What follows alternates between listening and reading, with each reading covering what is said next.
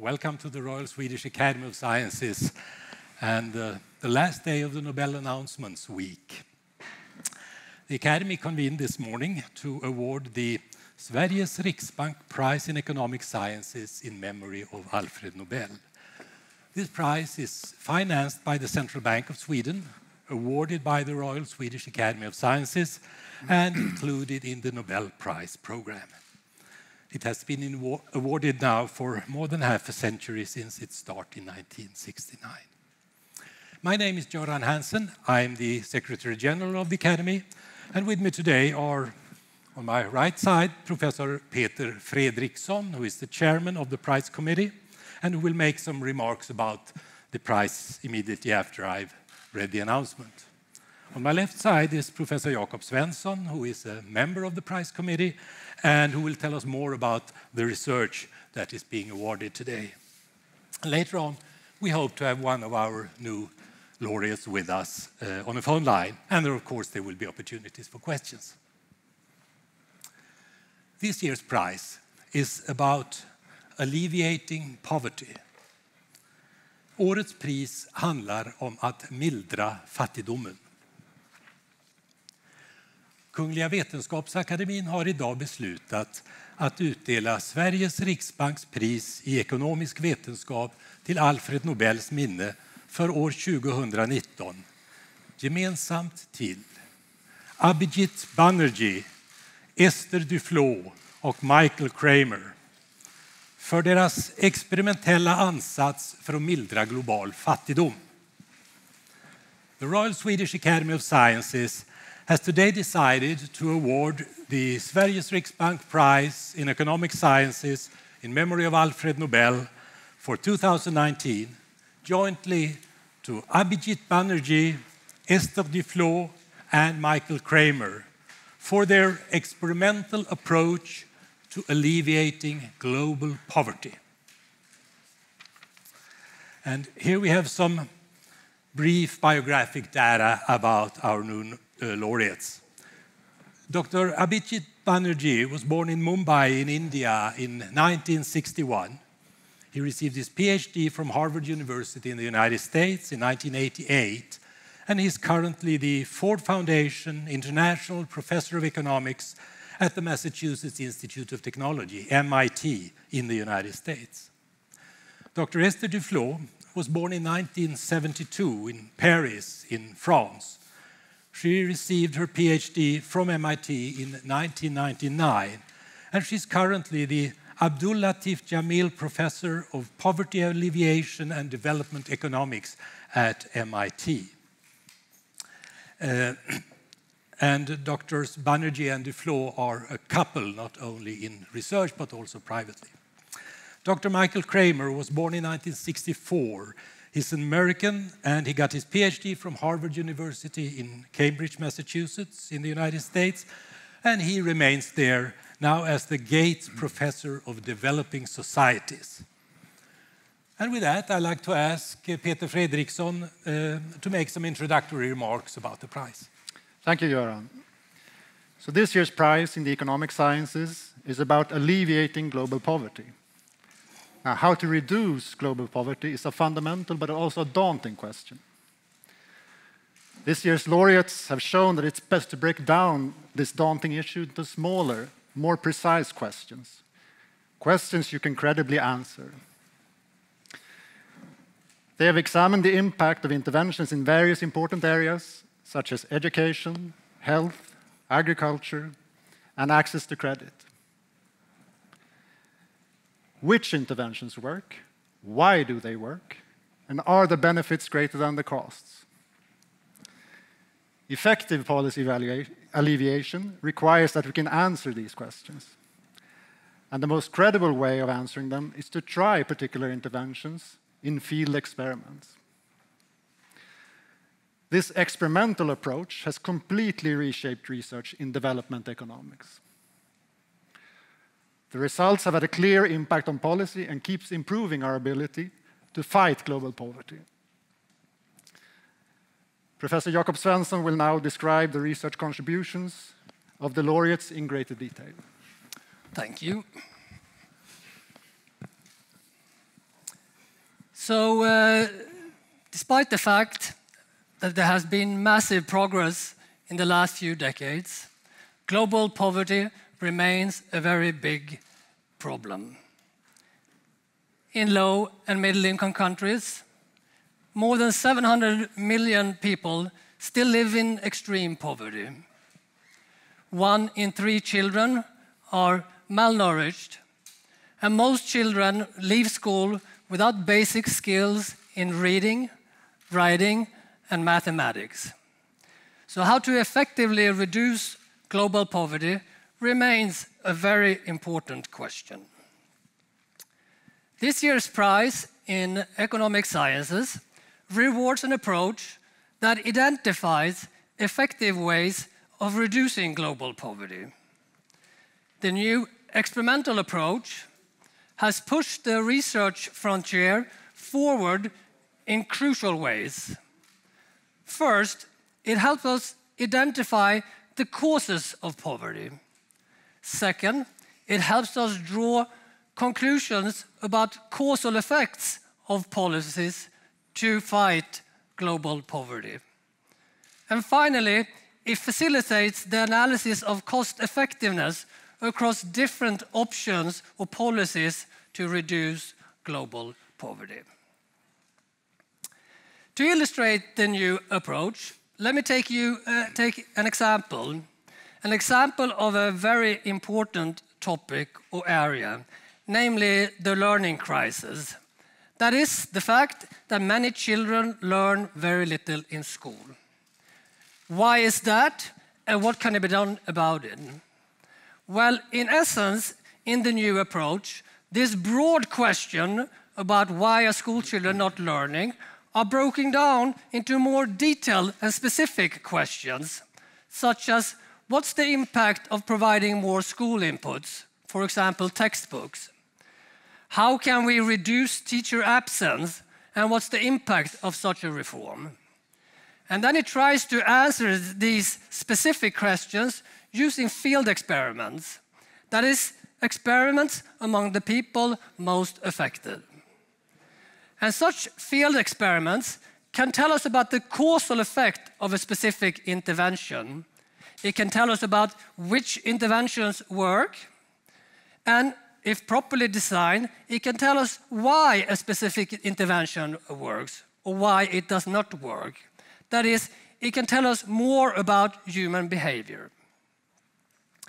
With sufficiently many such field experiments, we can draw firm conclusions about causes and about policies. And let me stay with the learning example or learning crisis question and give you some example of what we today know. So for instance, we know that more school inputs, such as textbooks or school meals, without complementary reforms, do not lead to better school results. In fact, this result was first documented by Michael Kramer in the very first study using this new experimental approach. On the other hand, we know that reforms that better match teaching to children's learning levels are of great value. And one example of such an intervention is the Teaching at the Right Level program. That was an intervention evaluated and redesigned through a series of field experiments by Banerjee and Duflo. And today, it serves more than 60 million pupils in India and Africa. So the new experimental approach has not only transformed research in education, but research on all core areas of development economics. So health, credit, agricultural transformation, and so forth. And in all these areas, it provides evidence of what works and why. Some interventions have been scaled up. Others have influenced policy more indirectly. And some policies have been abandoned simply because they were proven to be ineffective, thereby saving resources that governments or NGOs can use on more productive or effective policies. So to sum up, Abhijit Banerjee, Esther Duflo, and Michael Kramer have played a key role in transforming the research on global poverty alleviation. As a result of this transformation, development economics is now largely an experimental field. The research generated by this new approach has already had a clear impact on policy, and it keeps improving our ability to alleviate global poverty. Thank you very much. Thank you, Jakob. Now we hope that we can get one of our new laureates with us on the phone line. I'm waiting for a signal here.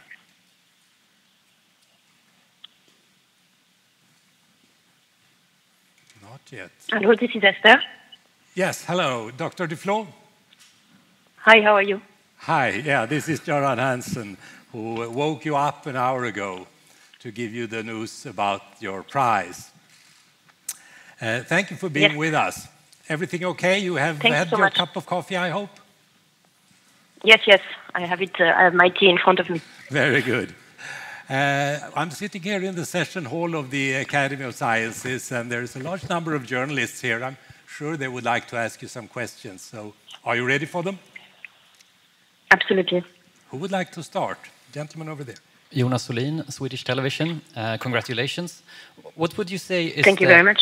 What would you say is the essence of your research? So the essence of our research is to try to make sure, our goal is to make sure that the fight against poverty is based on scientific evidence. It starts from the idea that often the poor are reduced to caricatures, and often even people who try to help them do not actually understand what are the deep roots of the problems that are addressing the poor. Poor people are supposed to be either completely desperate or lazy or entrepreneurial, but we don't try to understand we don't try to understand the deep root and interconnected root of poverty. So what we try to do in our approach is to say, look, let's try and unpack the problem one by one and address them as rigorously and scientifically as possible. And that's how we developed and used in the fight against poverty the experimental approach to better understand what are the reasons for particular problems. For example, the learning crisis that Professor Svensson was talking about, and what can be done about it. What works, what doesn't work, and why. And what was the reaction when you received the news that you got the prize? It was incredibly humbling, to tell you the truth. I didn't think it was possible to win the Nobel Prize in Economics before being significantly older than any of the three of us. And I think the reason is that there's something unique about the Nobel Prize in Economics among all the prizes, which is that it reflects, I think, a change in the world and a change in the field of economics beyond our individual work. And it takes some time, usually, for this to happen, and in a sense, we're too young for that. But I think what it reflects is the incredible collective work that this is. So I think the three of us stand for hundreds of researchers and who are part of a network that work on global poverty that we created together 15 years ago, JPAL, and thousands of staff, and of course all of the partners and NGO and government that we have worked with. So that it really reflects the fact that it has become a movement that is much larger than us, but we are delighted to have this opportunity to represent. Thank you. More questions? Yes, gentleman there. Hello, this is Jens Nordström from TV4 in Stockholm, Sweden. Congratulations, Dr. Duflo. I'm curious, you're the second woman who has won the economics prize ever. Is this important? I think this comes at an extremely opportune and important time.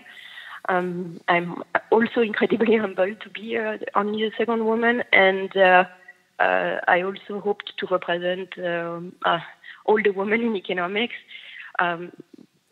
we are at a time where we are starting to realize in the profession that the way that we conduct each other privately and publicly is not conducive to all the time to a very good environment for women, and showing that it is possible for a woman to succeed and to be recognized for success.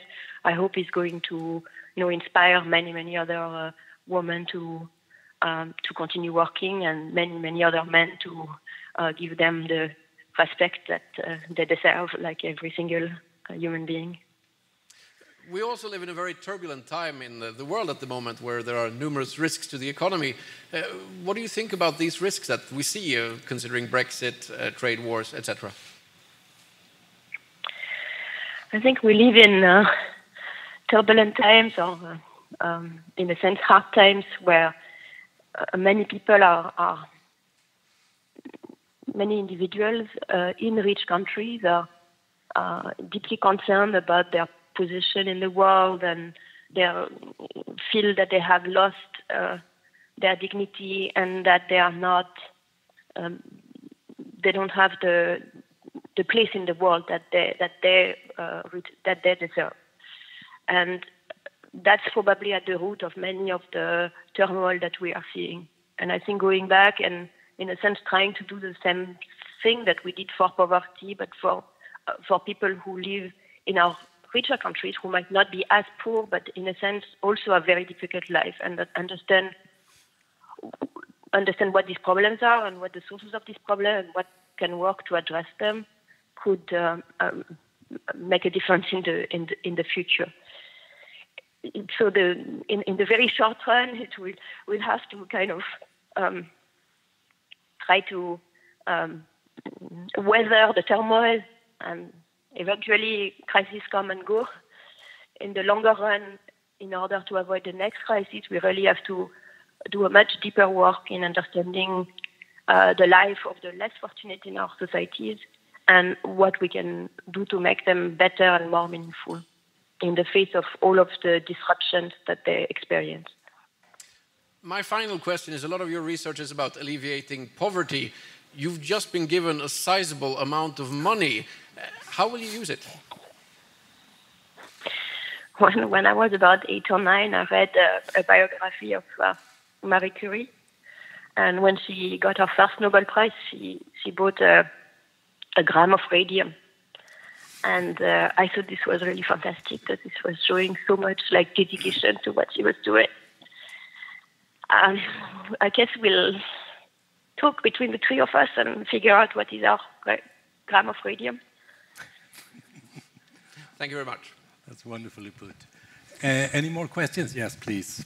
Gentleman over there. I'm Johan Schick from the TV channel EFN.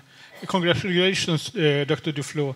I would like to ask about the two major strategies from the richer world towards poverty in developing countries. And I think of, on the one hand, foreign aid, on the other hand, trade liberalization. Could you make a comparison between these two and tell us what you found the most important of them? Neither of them is sufficient on its own. I think the importance of foreign aid for the developing countries is often overstated. So some people are disappointed that aid is not doing more, and some people think that the potential of foreign aid to transform the countries is radical. But the truth is that the amount of money that it represents for developing countries is actually small relative to their own budget, except in some very small, very poor countries. Most of the money that is being spent on the poor is being spent by the developing countries themselves with their own resources and their own budget. Of course, aid can play a critical role, both in fighting a global crisis that need a very quick response, like Ebola or like a catastrophe, a climatic catastrophe, for example. And by giving countries some breathing space to experiment with new approaches that they can then implement on large scale. It's much easier to do that with aid money than with your own budget, because the budgets are so tight. But the role cannot be overstated one way or the other. It cannot solve all the problem, even if we tried the best. Now, if you look at trade and opening to trade is, of course, very important. And when when richer countries like the European Union, for example, implements trade barriers, hidden or real, that hurts the developing economies. That said, it is not enough to open, even if we were to the entire world, we're going to fully open its market to the products from developing countries, it wouldn't be sufficient. Because entering international trade, breaking into, a European market for a farmer in Kenya is not going to happen without considerable help. They would have to learn what to produce. They would have to learn what to produce at the right standard of quality. They would have to find how to sell and how to market. They would have to find reliable intermediaries, etc. And so the trade is very important, but in order to be effective, it will have to be complemented with all sorts of other measures that aid can, to some extent, help financing. So you really want to think of these two, not as substitute, but as complement. Thank you very much. One last question, lady over there. Congratulations, Esther. I'm a reporter from Nordic Chinese Times, and as far as I know, many Nobel laureates in economics give speeches to China every year, but most of their studies are not fully recognized in academic and social practices in China. So what do you think about this problem, and do you think your study can be applied in China? Thank you. Thank you very much. So I have done almost no work in China personally, but again, I think that this prize really recognized the collective effort of hundreds of researchers. Many of them have worked in China. And that research, of course, is pertinent for China because it took place in China. And even though China has undergone considerable economic growth, and as a result, many people are much richer now, and the poverty rates have fallen down. There are still a lot of areas in China that are still rural and that are still quite poor. And understanding how people work there and function, and what their problems are, and how to address them is as pertinent as ever. Thank you very much. I think that was the last question. So many thanks again for being with us at this press conference. And now we look forward very much to your and your husband's visit to Stockholm in December. Thanks again. Bye-bye. Thank you very much. Bye-bye. Bye. So and now there is opportunities for questions to the panel. Any questions? Don't be shy. Everything is, yes, we got the question. Wonderful. That gives you an extra bonus. I'm wondering, there's always been a talk of the small number of females. There's only one person before, Esther Duflo, who got the prize. Has this discussion influenced the committee in any way? I'll give the word to Peter in a second, but let me just say that I think this reflects that there are more and more women scientists going in also into the economic sciences field. Yes, I mean, this is a question that we take extremely seriously. As Göran said, partly it reflects how the profession has evolved over time. So over time, we're seeing more women coming into academics, and over time, I'm convinced that we're going to see more female laureates as well. One may note that one of the best predictors of the Nobel Prize is the so-called Bates-Clark medal that's given to researchers under the age of 40, and the first female to receive that was in 2007. Esther Duflo received it in 2010. So that gives you some idea of that this is, the female entry into prestigious academic positions in the economics is relatively recent. But I'd like to add one more thing. It's important to remember that Esther Duflo gets the prize not because she's a woman, but because she's made the most important contributions. Absolutely, and that's our job, to evaluate the research contribution. That's our sole job. Esther Duflo mentioned that she mentioned that she thought it was important that women receive this prize, as it shows that there are role models around. Do you agree that that should be something that you should take into consideration?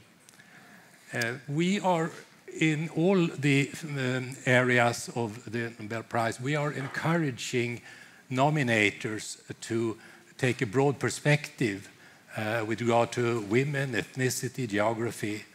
And we're following that very carefully and to see the impact on the number of nominations. Then we have educated ourselves by inviting experts on, for instance, gender issues to lecture to us and with internal discussions. In the end, we have to give the prize to the most worthy individual, whether he or she is Scandinavian or not, as Nobel wrote in his last will. So in the end, gender or ethnicity does not matter, but we have to make sure that the best scientists are nominated and evaluated irrespective of their gender or their citizenship. You'll have to excuse me if I dwell on the question. I'm also a bit curious on the reasoning behind that poverty research gets the prize this year. Is there any external factor that, or was it just a time to give a prize for alleviating poverty? I think I'll ask both Peter and Jakob to comment on that. Who'd like to start? Should I say? I mean, global poverty is always a major issue, and as Jakob described, the laureates have really transformed how development economics is conducted, and it's given many new important results. And this transformation started in, say, the mid-1990s, and by now we sort of have had sufficient time in order to evaluate that this is a transformation that sticks, if you want. I don't know. No, I think you mentioned exactly why. It takes time to evaluate a particular contribution, and this particular contribution has had a huge impact in a relatively short period of time, maybe in 20-25 years, which is maybe not typically the case. And why it came up this year or not last year or 3 years from now, I actually don't know. Time was ripe now. Yeah. Time is right. Any more questions? Yes, please, one more. Yes, please. Could you tell us a little more about how these three laureates relate to each other in the research? In what way has the results come up? One of them is a bit older than the others. One of them is a bit younger. Has that an importance for who started this kind of research and who has concluded it? Jakob. Yes, a bit in a very simple way, one could say that this whole experimental approach started with Michael Kramer and a set of studies he was conducting in Kenya in the mid-1990s. And then relatively quickly after that, the contributions by Abhijit Banerjee and Esther Duflo both deepened the experimental approach and broadened the experimental approach. And thereafter, the three laureates have contributed in many ways. I've talked about some of the ways in my short presentation, but there are in other important ways, such as how do you draw more firm conclusions, how can you talk about issues of generalizability and so forth, where the three laureates have all made important individual and combined contributions. Thank you. More questions? If not, it's time to close this press conference. And then we're going to close this hall because we're renovating it. So tomorrow the construction workers will come in here, but we hope to have it ripe and ready for next year's press conferences.